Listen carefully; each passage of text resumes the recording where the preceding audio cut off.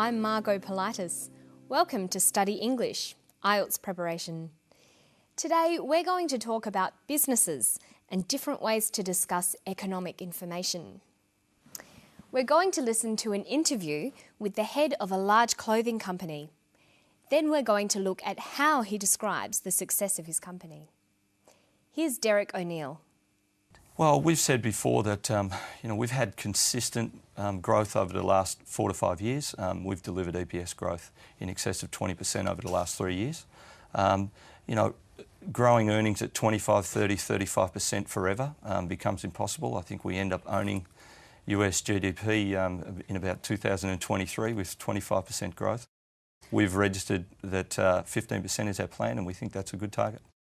We're very happy with our level of sales. We grew sales in the US in girls wear at 50%, and we think that's a fantastic performance. So we'll stand by those numbers.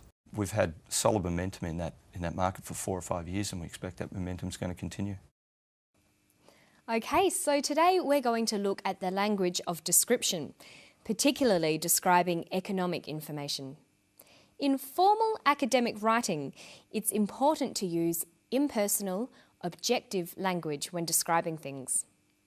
Notice that in the interview, Derek O'Neill often begins his sentences with we've, short for we have. Using phrases like I've or we've is very common in spoken English. Well, we've said before that we've had consistent growth over the last 4 to 5 years. We've delivered EPS growth in excess of 20% over the last 3 years. He says we've had consistent growth.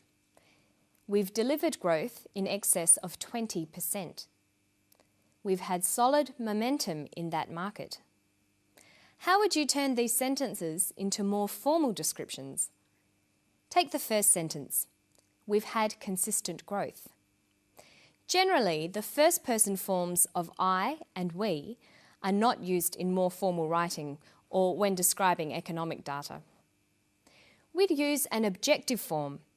There is, there are, there has been, or there will be. So we've had consistent growth becomes there has been consistent growth. Look at this one. We've delivered growth of 20%.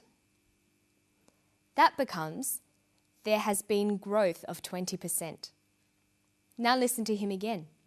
We've had solid momentum in that market for 4 or 5 years, and we expect that momentum is going to continue. He said, we've had solid momentum. We expect that momentum is going to continue. We've had, we expect. How could you write that information in a formal way? We've had solid momentum. There has been solid momentum. We expect that momentum is going to continue. It is expected that momentum is going to continue. So looking for the use of the first person is a good way to tell whether someone is discussing information in a formal or informal way.